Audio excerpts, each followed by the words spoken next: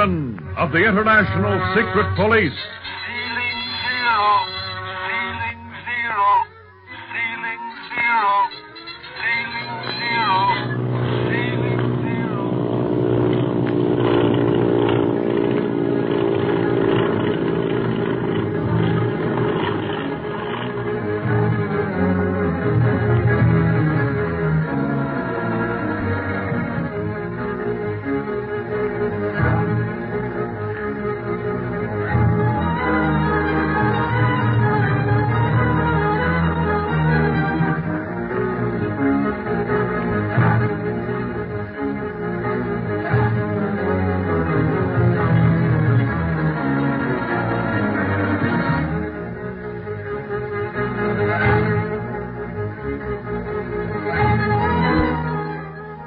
Speed, Clint, and Barney, learning that the Octopus and his fleet of planes plan to land at a place known as Black Pass in the mountain range Nien Cheng Teng La, Tibet, plan to follow him as soon as the secret police monoplane is ready for them.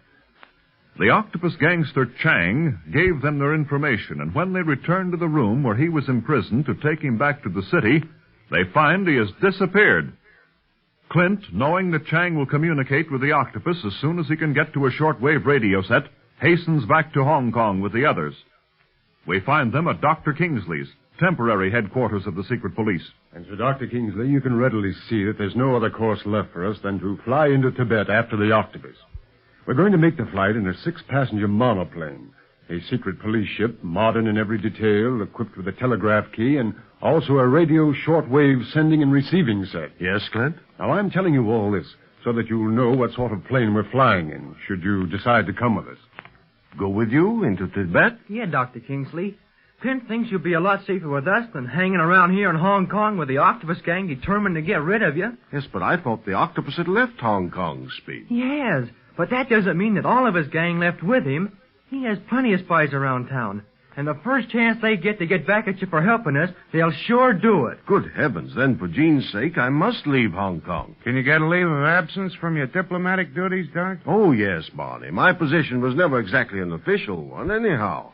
I helped the consul and the British authorities in Hong Kong whenever I could, but I'm far from necessary to them or to the government. I'm sure that when they know the circumstances, they, too, will think it best that you leave. Well, for the time being, at least, Doctor. But, Clint, what about Jean? I can't take her on such a dangerous flight. Well, that's the decision you must make, Doctor. Now, she's traveled with us before, you know, and has come through some pretty narrow escapes.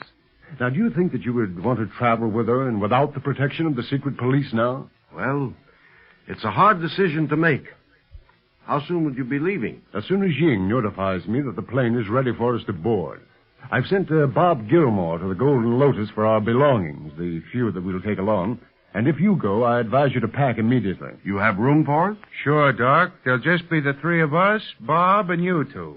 That makes 6 in any language. Li Ying's going to stay here. He's got other secret police business to look after, and we can always reach him by shortwave if we get into any trouble. Yeah, if we're still able to use the shortwave set. Clint, Jean and I shall go with you.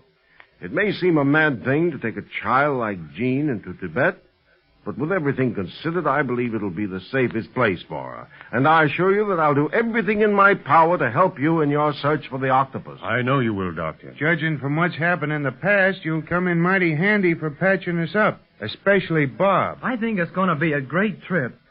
There's only one thing that kind of worries me, though. What's that, Speed? I kind of wish we knew where Chang was, and just how soon he's going to tell the Octopus that we're alive and coming after him.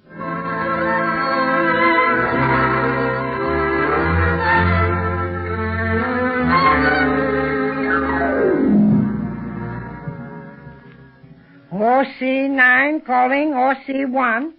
OC9 calling OC1. Standing by. Emergency. Come in.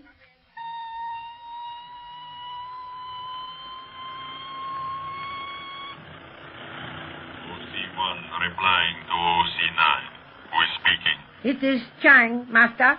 Chang, the outlook at the secret hangar. Chang, what happened at the hangar?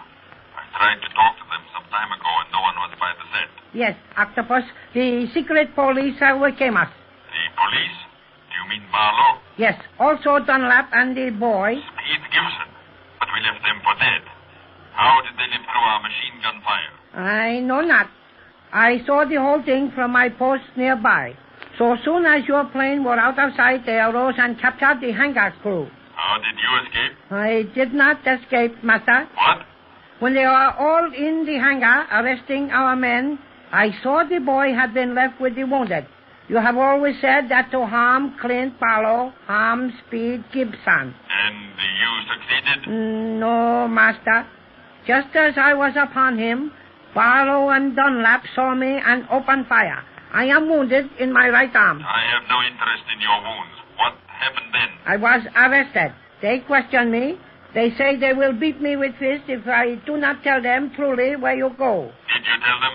Did you? I had to, master. There were too many. And they knew when my tongue lied. Yes, I told them that you were to fly to the Black Pass in Yangchang-Tang-La. Oh, yes, master. I am your slave. I would die for you, yet... Yes, you tell the secret police my destination. You are most fortunate that hundreds of miles separate us, Chang. Else I would teach you the value of silence in the torture chamber. No. So my presence in Hong Kong is not necessary to bring such a thing to pass. All I need do is get in touch with the leader of my spies, and he would bring you to justice. Oh, no, please, master. Mercy. Did you think of mercy when you directed the secret police to the Black Pass? But I escaped from them to warn you. To warn me after betraying me. Treachery, Cheng, can only be repaid with one coin. Dismissal. Death. Oh. But I might show you mercy if you finish the job you have begun. Anything, master. Your word is law. The police. How do they plan to follow me? I heard them say they will fly in special 6-passenger monoplane. A police plane. 6-passenger monoplane. Large enough for my purpose. Cheng. Yes? You will stow away in this monoplane, somewhere near the pilot's compartment, so that when the plane is in the air, you can get to the pilot, destroy him, and eventually the other passengers, since the plane must crash with no one to guide it. Yeah, but what about me? You shall die as you deserve to die. Oh, no. Do this, or I shall order my spy captain to seek you out, no matter where you try to hide, and take you to the torture chamber. There to die in a more lingering fashion. No. I'll go to the plane. The police will never reach the Black Pass. See that they don't. And first, see that you are not arrested again as you enter the plane. Or mark my words, Cheng. No bars the police can place around you will keep my vengeance from you. Now go. And follow my orders.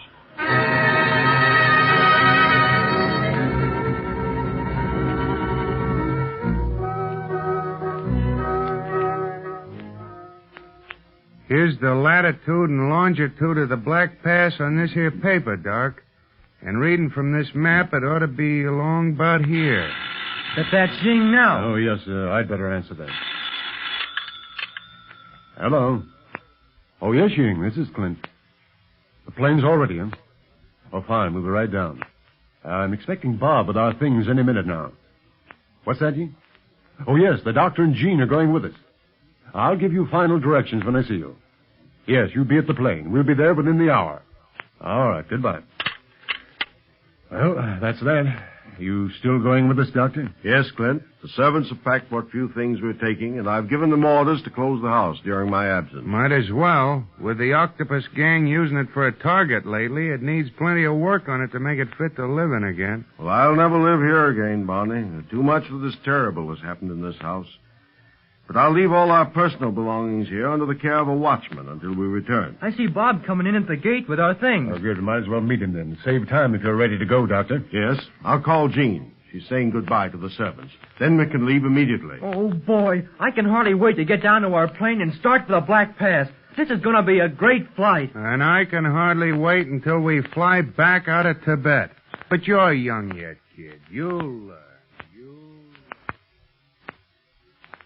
Say, Barney, is that the place where they keep the secret police plane? Yep, that's it, honey. The hangar of the International Secret Police. Well, the plane is an amphibian, isn't it? Yeah, it's both a land and water plane, Doc. They park it in the hangar to service it. I see. Are we to meet Ying inside, Clint? Yes, Bob. Oh, say, I'm glad you remembered to bring my box of makeup material along. That's more important than clothes to us. Yeah, I suppose you'll make me up to look like a goat or something when we land in Tibet. I had quite a job convincing the hotel manager that I was okay. He probably thought I'd done away with you all and had come for your valuables, the way he looked at me. Say, I don't see Ying anywhere in the hangar, do you? No, the ground crew is standing by, but I can't spot Ying anywhere. All ready to go, Mr. Barlow? The plane's warmed up. Oh, yes, thanks. But have you seen Mr. Ying? Why, yes, not more than 15 minutes ago. He stayed with the plane while we all went for a bite to eat. That's funny. He ought to be here yet, then. Maybe he's inside the plane. Might as well go over and take a look. I'll see that your baggage is taken care of. We'll start the motors, too, Mr. Barlow. Yeah, spin them, Mike. Mr. Barlow's here. Okay. Gee, that plane's a beauty. Sure is. Guess this flight ain't going to be so bad after all. It's going to be wonderful, Barney. I'm so excited about it, I don't know what to do. Well, you just do what I tell you, Gene, and don't get in the way. I won't, Daddy. Who's going to take her off, Clint? I wish you would, Barney. I want to study this map very carefully once we're in the air. Haven't had a fair chance yet. We have plenty of ammunition? Yes, Bob. Ying saw to all that. He also arranged to keep us supplied with more when we run out of our present supply. Oh, that's great. I see now why you need a dependable man in your Hong Kong base. You bet. You'll have plenty of work to do.